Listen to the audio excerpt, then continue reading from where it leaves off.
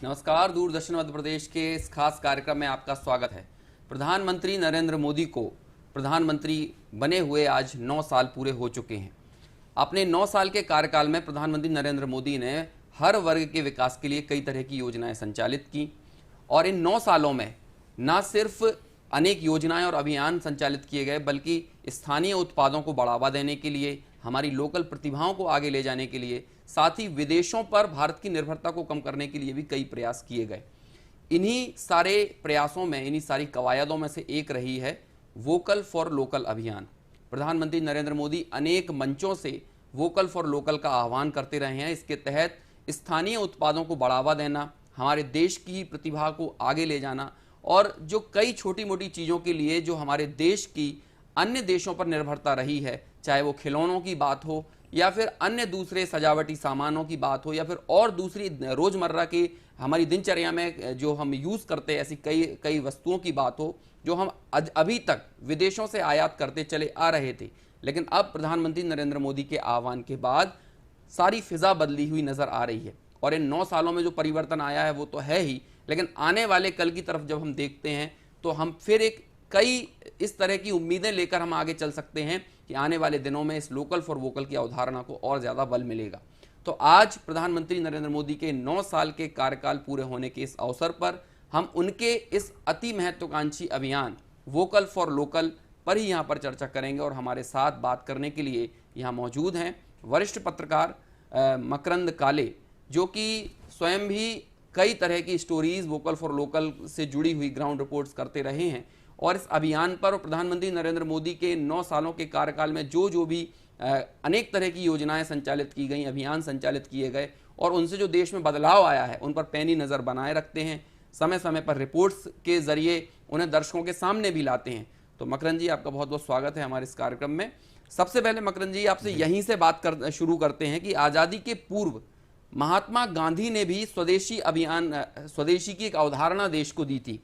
आज जब हम आज़ादी के बाद प्रधानमंत्री नरेंद्र मोदी के लोकल फॉर वोकल अभियान को देखते हैं तो आप क्या इसे किस तरह से देखते हैं कि ये उसी अभियान को आगे बढ़ाने वाला है या कुछ और नए सिरे से इसमें कुछ और नई चीज़ें जोड़ी गई हैं? देखिए अंकुर जी, आज़ादी से पहले हम अगर देखें तो स्वदेशी अभियान चला। महात्मा गांधी ने 1905 में इसकी शुरुआत की, जो 1911 तक इस पूरे आंदोलन ने अपना आकार लिया। बंग भंग का दौर था जिस समय ये अभियान शुरू हुआ था और उसके बाद देश में एक लहर चली थी स्वदेशी अभियान की। और ये अभियान ऐसा था जिसमें अंग्रेज़ों के या फिर कहें कि ब्रिटिश हुकूमत के जो प्रोडक्ट्स बनते थे या वहाँ से जो प्रोडक्ट्स हिंदुस्तान आते थे उनका बहिष्कार करना।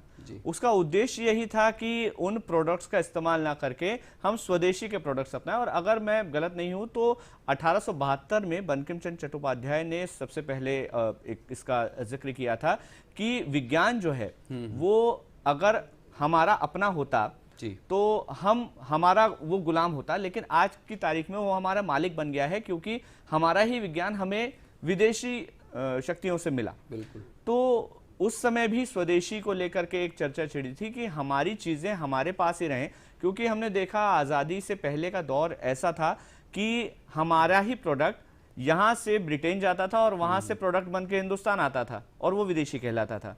तो ये जब अलख लोगों में जगानी शुरू की गई, गांधी जी ने शुरुआत की इसकी, उसमें लोकमान्य तिलक जुड़े, रविन्द्रनाथ टैगोर जुड़े, तो ये सब लोग जब उसमें जुड़ते चले गए तो एक अभियान ने बड़ा रूप इख्तियार किया और उसके बाद धीरे धीरे स्वदेशी को लेकर लोगों में गंभीरता आने लगी। लेकिन 1911 के बाद जब इस अभियान को अंग्रेज़ों के द्वारा इस अभियान से जब वो डरे, उन्होंने भी इसकी मुखालफत शुरू की।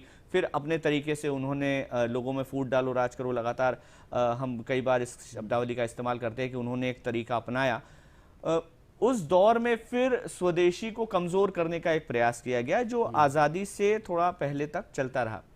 जब हिंदुस्तान आज़ाद हुआ उसके बाद बार बार स्वदेशी को लेकर के प्रयास होते रहे हैं, अलग अलग सरकारों ने अपने अपने तरीके से किए होंगे।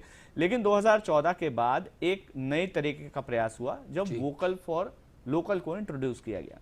इसका अर्थ केवल इतना नहीं है कि हम अपने लोकल प्रोडक्ट्स को एक्सपोर्ट करें या फिर लोकल प्रोडक्ट्स के उत्पादन को बढ़ाएं। इसका अर्थ ये भी है कि जो हम रोजमर्रा की चीजें इस्तेमाल कर रहे हैं, जो हमारा एक मोहल्ला है, हमारा एक जिला है, हमारा गांव है, उसमें ही उन प्रोडक्ट्स को बनाया जाए जो वहां के लोकल लोग इस्तेमाल करते हैं। जी। तो इस अवधारणा के साथ इसकी एक शुरुआत प्रधानमंत्री नरेंद्र मोदी ने की है। हालांकि बहुत एक बड़ा टास्क है, बहुत जल्दी पूरा होने वाला नहीं है। एक 9 साल का कार्यकाल उनका रहा है और हमने देखा है कि ग्रेजुअली ये जो प्रयास है ये आगे बढ़ रहा है। जी। लोगों में आज स्वदेशी की बात आ रही है। धीरे धीरे लोग जिस तरह से स्वच्छता अभियान को लेकर गंभीर हो रहे थे, जिस तरह से दूसरे अभियानों को लेकर गंभीरता दिखाई गई है, उतनी ही गंभीरता वोकल फॉर लोकल के लिए दिखाई दे रही है। हम देख रहे हैं एमएसएमई में भी बड़े बदलाव किए जा रहे हैं। जो राज्य सरकारें हैं या जो फिर केंद्र सरकार है, वो एमएसएमई को लेकर भी अलग अलग योजनाओं के माध्यम से, चाहे वो रोजगार से जुड़ा हुआ मसला हो, चाहे वो स्किल से जुड़ा हुआ मसला हो, स्किल डेवलपमेंट के अलग अलग कोर्सेज शुरू किए गए हैं, आईटीआई को स्ट्रांग बनाया जा रहा है। तो ये सारे कदम जब केंद्र सरकार उठा रही है तो उसका असर मुझे नहीं लगता कि हम तुरंत एक्सपेक्ट कर सकते हैं। आने वाले जो 10 से 12 साल है, 10 से 15 साल है, उनमें इसका असर हमें लगता है धीरे धीरे दिखना शुरू होगा।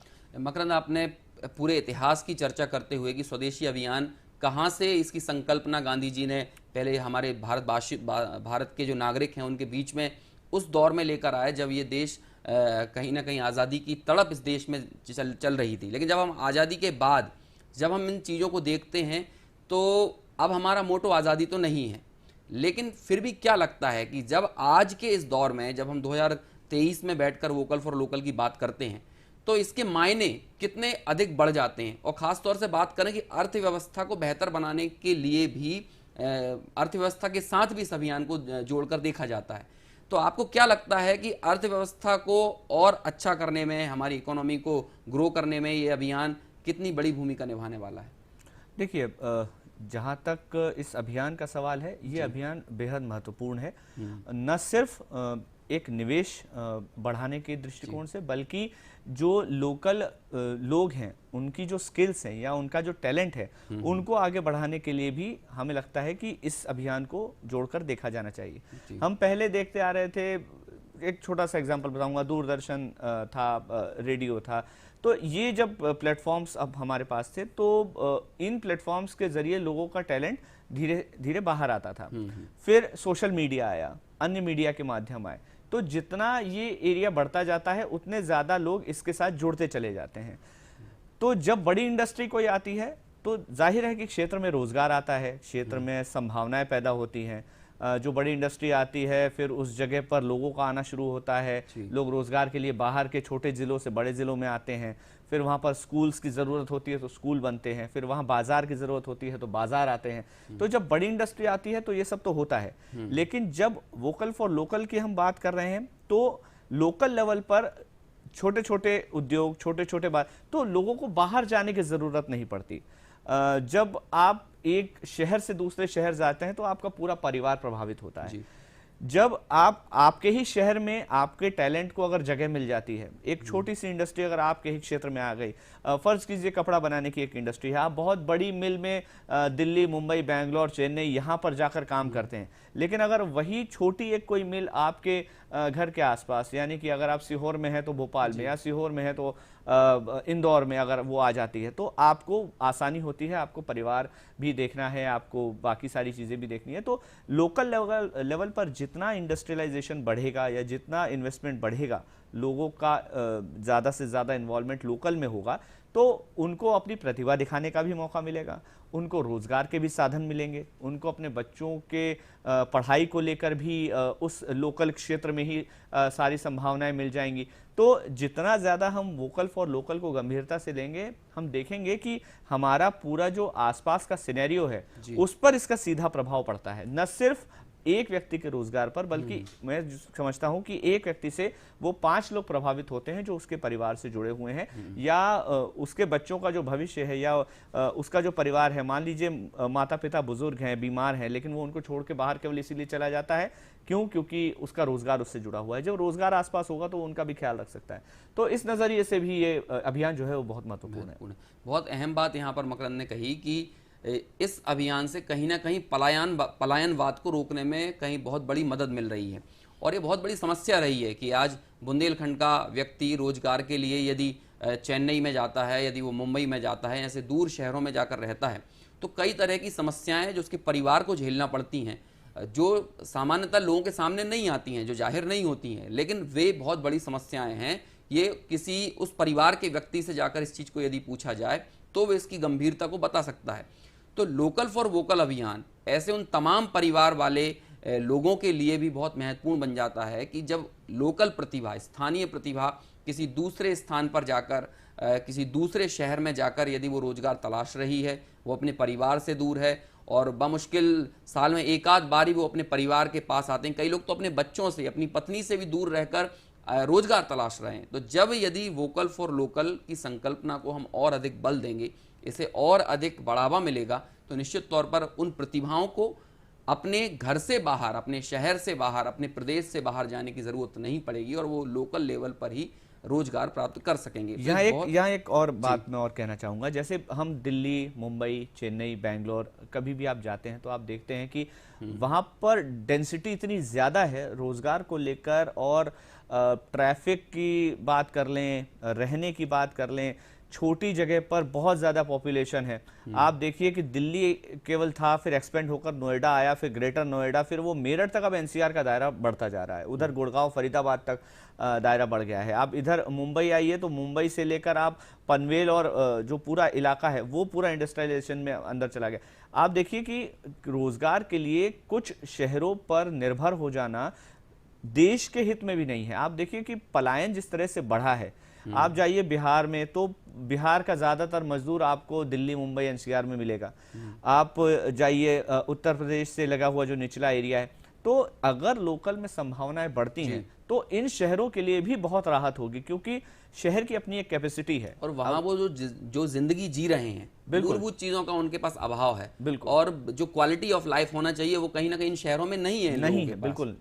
तो इस नज़रिए से भी जब हम देखेंगे तो वोकल फॉर लोकल इन तमाम लोगों के लिए जो कि अपने घर से बाहर हैं और जो क्वालिटी ऑफ लाइफ चाहिए, कहने के लिए भी बड़े शहरों में हैं, लेकिन उस प्रतिभा के साथ जो वाकई में न्याय होना चाहिए वो न्याय उन शहरों में नहीं हो रहा है। वो यदि यही चीज़ उसे स्थानीय स्तर पर मिलेगी तो शायद इस चीज़ को और बेहतर किया जा सकता है, उनकी जीवन शैली, उनकी ज़िंदगी को और उसका उन्नयन किया जा सकता है, उसे बेहतर बनाने में कहीं ना कहीं हमें सफलता मिल सकती है। तो मकरंद, आप ये बात कह रहे हैं कि स्थानीय प्रतिभा को वोकल फॉर लोकल से काफ़ी मदद मिलेगी, तो किस तरह से, कैसे ये उन स्थानीय प्रतिभाओं को उभारने में मदद करता है?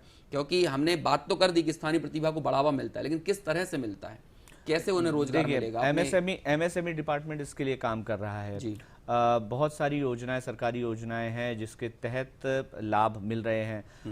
सभी योजनाओं का जिक्र करना तो संभव नहीं है, लेकिन मुद्रा लोन योजना थी, या फिर कहें कि जो नए उद्योग स्थापित करने के लिए एमएसएमई के द्वारा जो युवाओं को दिया जा रहा है, सरकार इसके लिए गारंटी भी नहीं लेती। अब तो सीधे तौर पर सरकार इसके गारंटर के तौर पर रहती है, आपको किसी तरह की कोई गारंटी देने की जरूरत नहीं है। तो ऐसे में जब लोन्स की सुविधा है, आपको ज़मीन सरकार मुहैया करा रही है, आपको लोन मुहैया करा रही है, तो प्रक्रिया में ज़रूर समय लगता है, लेकिन इसको लेकर के बहुत सारी योजनाएं सरकार ने चला रखी हैं। एक महिला का मैं जिक्र करना चाहूँगा, भोपाल की ही महिला हैं, वो बेंगलोर में रहती थी पहले, तो वहाँ पर उन्होंने देखा कि दिए बनाने का कुछ फैशन है, दिवाली के समय पे वो हैंडमेड दिए बना रही थी, तो वहाँ से उन्होंने अपना काम शुरू किया। फिर वहाँ पर वो दिए उन्होंने, उनके हस्बैंड वहाँ पे थे तो उन्होंने दिए बनाना शुरू किया। फिर उनके दिमाग में आया कि क्यों ना दीपावली के समय पे हम दियों को बनाना शुरू करें। फिर वो भोपाल आई, भोपाल आके उन्होंने एक छोटा सा एक इंडस्ट्री जैसा शुरू किया। फिर स्वयं सहायता समूह का उनको कहीं से पता चला तो उन्होंने अपने घर के आसपास की महिलाओं को जोड़ा, और आज की डेट में वो एक्सपोर्ट करने की स्थिति में आ गई हैं। इतने अच्छे और फिनिशिंग के दिए वो बनाती हैं। तो ऐसा एक एग्जाम्पल नहीं है, एक हम लगातार स्टोरीज देखते आ रहे हैं कि बटुआ बनाने से शुरू किया था, जिसका मन की बात में भी प्रधानमंत्री जी ने जिक्र किया था, तो अब वो एक्सपोर्ट करने लगे हैं, बाहर से उनको ऑर्डर्स आने लगे हैं। एक शख्स हैं राजपूत, बिस्ट्रीलाल राजपूत जी, उन्होंने यहाँ पर एक आइडिया से भिंडी उगाई थी, लाल भिंडी उगाई थी, तो वो उनका एक्सपेरिमेंट सफल रहा। उनको देश के अलग अलग हिस्सों से फोन आने लगे कि कैसे आपने ये सब किया। तो लोगों के पास संभावनाएं हैं, और अगर वो थोड़ी सी मेहनत करें, थोड़ी सी जानकारी सरकारी तंत्र में जाकर हासिल करें, तो उनको पर्याप्त स्कोप मिलता है। जी, बहुत सारे उदाहरण यहाँ पर मकरंद ने दिए कि ये सारे उदाहरण इस बात को कहीं ना कहीं बहुत पुख्ता तरीके से इस वोकल फॉर लोकल की अवधारणा को वो नज़ीर पेश करते हैं कि जिससे हमें ये पता चलता है कि ये अभियान कैसे स्थानीय प्रतिभाओं को अंतर्राष्ट्रीय पटल पर उभारने के लिए ज़रूरी है। लेकिन कहीं ना कहीं इस अभियान को बढ़ावा देने के लिए जो उत्पाद बनाने वाले जो लोकल कारीगर हैं उनका योगदान तो अहम हो ही जाता है, उनके प्रयास तो ज़रूरी हैं ही, लेकिन लोगों की मानसिकता में बदलाव लाना भी बहुत ज़रूरी है। आज मकरंद हम देखते हैं कि लोगों को ये लगता है कि हम बाहर से इंपोर्टेड चीज़ें खरीदें तो उसकी वैल्यू कुछ विशेष होगी, चाहे वो कपड़ों की बात हो, चाहे घर में सजावटी सामान की बात हो, चाहे खिलौनों की बात हो। तो इंपोर्टेड आइटम के प्रति जो कहीं ना कहीं एक आभा मंडल उसका है, तो ये आभा मंडल उसके प्रति लोगों का मंत्रमुग्ध होना, ये वोकल फॉर लोकल इस अभियान के लिए कितना घातक है, कितना खतरनाक है? देखिए, खतरनाक तो है क्योंकि हमने ये समझा है कई बार, और हमारे जो माता पिता या उनसे पहले के जो लोग हैं एक एग्जाम्पल सेट करते आए कि जो विदेशी वस्तुएं हैं वो बेहतर हैं और हमारी जो लोकल के प्रोडक्ट है उनकी क्वालिटी थोड़ी सी कम है। और शुरू में शायद ऐसा रहा भी, ऐसा मैं नहीं कहूँगा कि जो हमें बताया गया बिल्कुल ही गलत था, शुरू में ऐसे एग्जाम्पल आए भी। लेकिन आज की तारीख में मैं गारंटी के साथ कह सकता हूँ कि वोकल फॉर लोकल अभियान और इस तरह के जो दूसरे अभियान हैं उनमें जो प्रोडक्ट्स इस समय बनाए जा रहे हैं वो किसी भी तरह से दुनिया के किसी भी ब्रांड से कम नहीं है। चाहे वो हम ब्यूटी प्रोडक्ट्स की बात कर लें, चाहे हेल्थ प्रोडक्ट्स की बात कर लें, चाहे इलेक्ट्रिकल्स की बात कर लें, चाहे मशीनरीज की बात कर लें, आज हिंदुस्तान में वो टैलेंट है और अब इतना इन्वेस्टमेंट और इतना निवेश भी है जिसके माध्यम से भारत में रहकर ही भारत के लोग अब बहुत अच्छे प्रोडक्ट्स डिज़ाइन कर रहे हैं, बना रहे हैं और वो मार्केट में जा भी रहा है, विदेशों तक में उसकी पहचान हो रही है। और ऐसे बहुत सारे उदाहरण हमारे सामने हैं जिसमें विदेशी प्रोडक्ट्स से बेहतर हमारे भारत के प्रोडक्ट्स बने हैं। और बुनियादी तौर पर रोटी, कपड़ा और मकान, ये जो तीन चीज़ें हैं इनकी इसका सबसे ज़्यादा महत्व है वो वोकल फॉर लोकल में। जैसे अगर हम बात करते हैं रोटी जी, तो इसमें फूड प्रोडक्ट्स या फिर कहूँ कि जितने भी फूड आइटम्स हैं उनको आप कवर कर सकते हैं। जैसे आपका गेहूं हो गया, गेहूं की फूड प्रोसेसिंग यहीं हो कि उसका आटा बने और आटा लोकल लेवल पर मुहैया कराया जाए। कपड़ा, आप जहाँ पे आपके कपड़े का उत्पादन होता है, कपास का उत्पादन होता है, वहीं आसपास की इंडस्ट्री हो जाए जो बुनकरों को और एक कपड़ा बनाने वाली इंडस्ट्रीज को, क्लस्टर्स को। बुरहानपुर में हमने देखा भी है कि इस चीज को, वहाँ की जो लोकल कपड़ा इंडस्ट्री है उसको फिर से एक नए सिरे से उभारने के लिए इस सरकार ने प्रयास किए हैं, आपने देखा, ध्यान दिया होगा। बिल्कुल। तो उसी तरह से रोटी हो गई, फिर कपड़ा हो गया, कपड़े का एक क्लस्टर बना के आसपास के इलाकों में भेजना, और जब आसपास की जरूरतें पूरी हो रही हैं तो जाहिर है कि उसका कोई दायरा नहीं है, वो विदेशों तक में एक्सपोर्ट हो रहे हैं। देन मकान, आपको मकान बनाने के लिए जिन जिन चीज़ों की आवश्यकता है आपको आसपास उपलब्ध हो जाएं। तो इससे दो फायदे होते हैं। पहला तो ये कि लोकल लेवल पर जो बनाने वाले लोग हैं उनको रोजगार का एक इंतजाम मिल जाता है। दूसरा, जो कंज्यूमर है उसको भी घर के पास नज़दीक सारा सामान मिल जाता है। आपको याद होगा कि पहले शॉर्टेज होती थी, कालाबाजारी होती थी। कोई चीज़ अगर आपको चाहिए, जैसे मुझे याद है मेरे पिताजी और दादाजी के समय की बात है कि स्कूटर लेना होता था, तो स्कूटर लेने के लिए 2-2, 3-3 महीने, 4-4 महीने की वेटिंग हुआ करती थी। सही बात है। और रेडियो के साथ भी यही स्थिति थी। बिल्कुल। तो उसको लेकर के बहुत एक लंबा वक्त लगता था, फिर उसका शिपमेंट आता था, शिपमेंट आने के बाद आप फॉलो करते रहते थे कि ये प्रोडक्ट मेरा कब आ रहा है। और वो भी अगर आपने काला स्कूटर, ग्रे स्कूटर मांगा है तो पीला स्कूटर आएगा, मतलब उसकी भी कोई गारंटी नहीं है कि आपने जो प्रोडक्ट मांगा है वही आएगा। तो पहले के मुकाबले अब ज़माना बहुत बदल गया है, एडवांसमेंट बहुत हो गया है, चीज़ों की उपलब्धता हो गई है। तो ऐसे में जो लोकल के लोग हैं उनको दोनों तरह से फ़ायदा होता है, मैन्युफैक्चरर को भी फ़ायदा है और कंज्यूमर को भी फ़ायदा है। अच्छा, ये आयात निर्यात के संतुलन को भी सही बनाने में इसके कितना योगदान है वोकल फॉर लोकल की, ये कितना ज़रूरी है?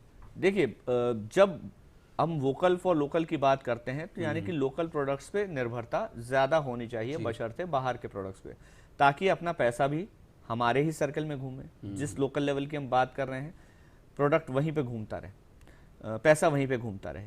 दूसरा, अपना पैसा बाहर विदेश जाने की बजाय अपने ही देश के विकास कार्यों में लगाया जाए। अब रही बात बैलेंस बनाने की, तो हम देखते हैं कि बहुत बड़े पैमाने पर ऑयल का, खास तौर पर एडिबल ऑयल का आयात किया जाता था।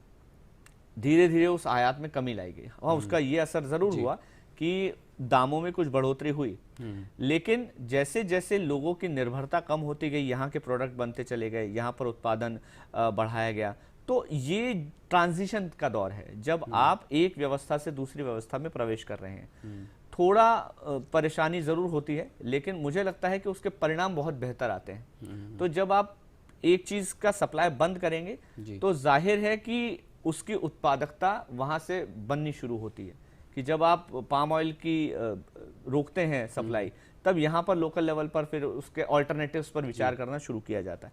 तो इस तरह की चीजें जब होती हैं तो थोड़ा बहुत फर्क पड़ता है, बाजार पे भी फर्क पड़ता है, लोगों को भी फर्क पड़ता है, लेकिन उसके परिणाम बेहतर आते हैं। बिल्कुल। अच्छा मकरंद, आप खुद मीडिया इंडस्ट्री से जुड़े हुए हैं, तो आज मीडिया की, हमारे देश की फिल्मों की, सिनेमा की और भी दूसरे जो संचार माध्यम हैं, उनकी भूमिका कितनी अहम हो जाती है वोकल फॉर लोकल अभियान को और भी ज़्यादा जन सामान्य में इसके प्रति जागरूकता लाने के लिए, लोगों को हमारे स्वदेशी उत्पादों के ही प्रयोग को बढ़ावा देने के लिए, तो इनकी भूमिका किस तरह से देखते हैं? क्योंकि फिल्मों से कहीं ना कहीं जो आम जनता है, दर्शक वर्ग है, वो काफ़ी प्रभावित होता है, और वहीं से कहीं ना कहीं उसे ये मोटिवेशन मिलता है कि भाई बेहतर चीज़ तो जो है वो विदेशी है, इंपोर्टेड आइटम ही होना चाहिए। तो इन फिल्मों की भूमिका, मीडिया की भूमिका कैसी होना चाहिए? मुझे लगता है सबसे ज़्यादा भूमिका अगर किसी की है तो वो मीडिया की है, और वो मीडिया केवल इलेक्ट्रॉनिक मीडिया, यानी कि मैं न्यूज़ चैनल्स की बात नहीं कर रहा, बल्कि वो हर मीडियम जो विजुअल और ऑडियो मीडियम है, उन सभी की भूमिका इसमें है।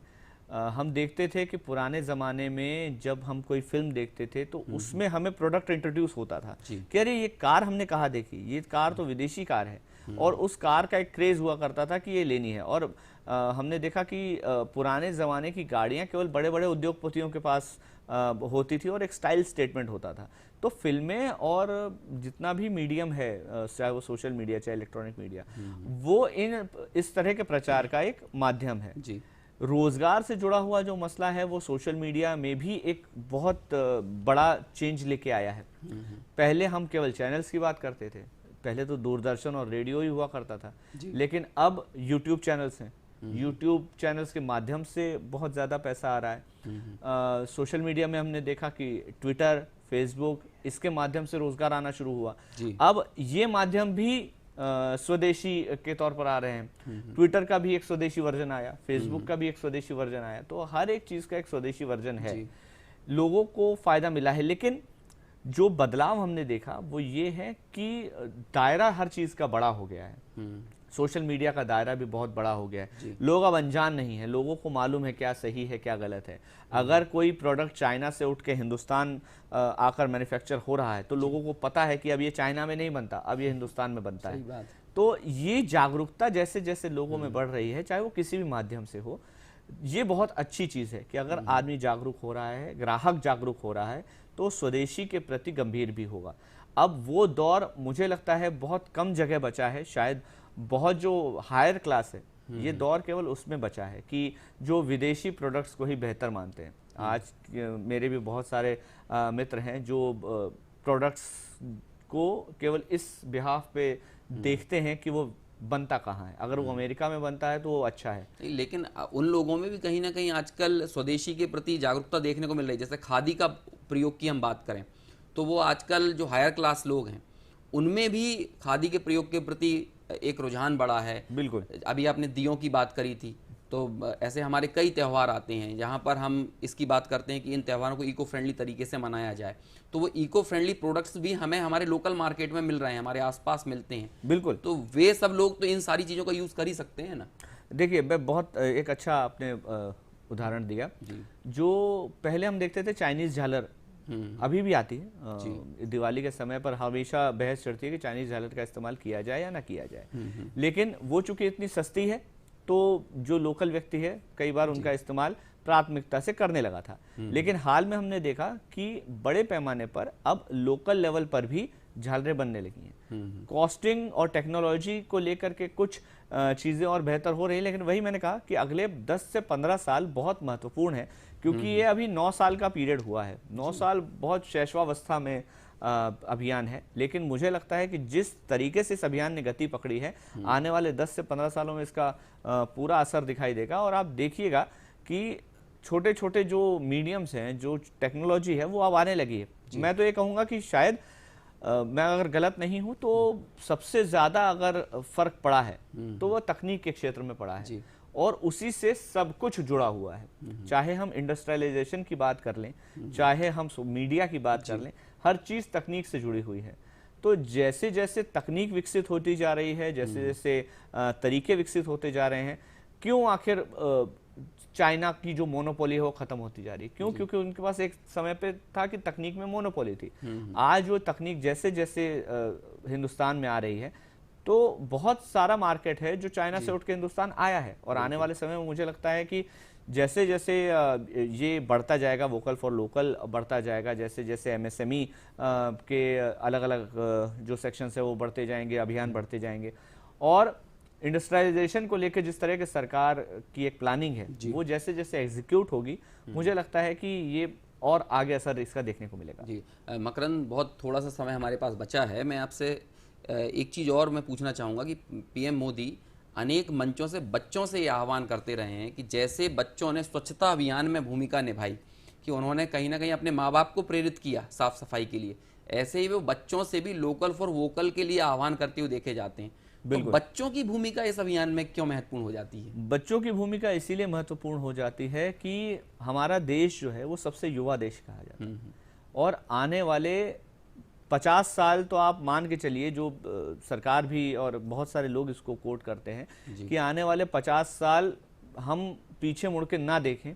हमारे पास युवा ताकत है, हमारे पास सारे संसाधन हैं, और हम लगातार आगे बढ़ने के लिए प्रयासरत हैं। तो ये जो 50 साल हैं, जो मैं कह रहा था कि इस अभियान को लेकर के हम आगे 10 से 15 साल में इसका असर दिखना शुरू होगा, वो और बढ़ेगा, क्योंकि अब ये बच्चे जो हैं यही आगे चल करके इस अभियान को गति देने वाले हैं। तो जब एक 10 साल का या 12 साल का लड़का इस अभियान में अभी जुड़ेगा तो इसकी गंभीरता हम इस देखेंगे जब वो 18 या 19 साल का होगा, या जब वो नीति निर्धारक बनने लगेगा, तब उसको ये चीज समझ में आएगी। जब ये स्वच्छता अभियान शुरू हुआ था तब भी हमने देखा था कि बहुत कई लोगों ने इसको क्रिटिसाइज किया, कई लोग ने हंसी उड़ाई। जब शौचालय निर्माण शुरू हुआ तो हमने देखा कि बहुत, लेकिन इसका जो असर दिखाई देना शुरू हुआ, आप देखिए आज रेलवे को देखिए, स्टेशंस को देखिए, आप पिछले 20 साल के कंपैरिजन में देखिए, स्वच्छता अभियान में बहुत तेजी आई है और इसका बहुत बड़ा असर हमें ये देखने को मिला है। और इसी तरह वोकल फॉर लोकल का है कि हमें एक टाइम पीरियड लगा 10 से 12 साल का, जब हमने स्वच्छता अभियान को इस स्टेज पर पहुंचा दिया कि अब विदेश से लोग आकर ये देख रहे हैं कि आखिर इतना बड़ा परिवर्तन आया कैसे। तो इसको लेकर के मुझे लगता है कि इस अभियान के लिए भी ये भी एक नजीर बनेगा आने वाले समय में। जी, बच्चों की भूमिका महत्वपूर्ण रहेगी। मकरंद, 30 सेकंड में बस आपसे उत्तर चाहेंगे कि जिस विश्व शक्ति महाशक्ति बनाने की बात 2050 में मोदी जी करते हैं देश को, उसमें इस अभियान की क्या भूमिका रहेगी 30 सेकंड में? मुझे लगता है सबसे बड़ा और सबसे भारी बदलाव अगर हिंदुस्तान में आएगा निवेश को लेकर के, या फिर लोगों के टैलेंट को लेकर के, या रोजगार को लेकर के, वो ये वोकल फॉर लोकल अभियान आएगा। क्योंकि इससे एक व्यक्ति नहीं बल्कि उसका पूरा परिवार जुड़ा है, और जो शहरों की डेंसिटी है उसको अगर हमें बेहतर करना है, सही करना है, तो इस अभियान को बहुत महत्वपूर्ण तरीके से देखा जाना चाहिए। जी, बहुत बहुत धन्यवाद मकरंद, आपने इस पूरी जानकारी दी। समय हमारे पास थोड़ा था, लेकिन इतने समय में ही हमने कई पहलुओं पर चर्चा की, और निश्चित तौर पर जैसी बात मकरंद ने कही, अगले 10-12 साल काफ़ी निर्धारक होने वाले हैं इस अभियान की सफलता के लिए। 9 साल में तो एक अलग जगह ही है, आने वाले 10-12 सालों में हमें इसका प्रतिफल देखने को निश्चित तौर पर मिलेगा। मकरंद, बहुत बहुत धन्यवाद, आप हमारे साथ इस कार्यक्रम में जुड़े। आगे भी हम और कई नए अभियानों के साथ, नए पहलों के साथ आपसे इस कार्यक्रम में मुखातिब होते रहेंगे। तब तक के लिए हमारी टीम को दीजिए इजाज़त। नमस्कार।